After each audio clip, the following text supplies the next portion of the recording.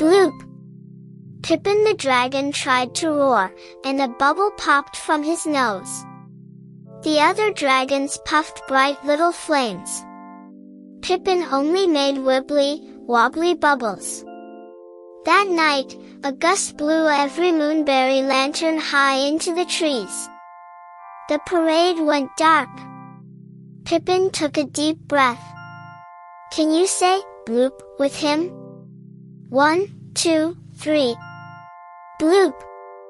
Giant bubbles lifted glowing moonberries up, up, right into every lantern. Pop, pop, pop.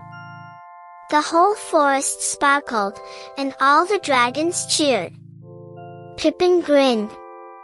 I may not breathe fire, but I make magic. Then his nose wiggled, bloop.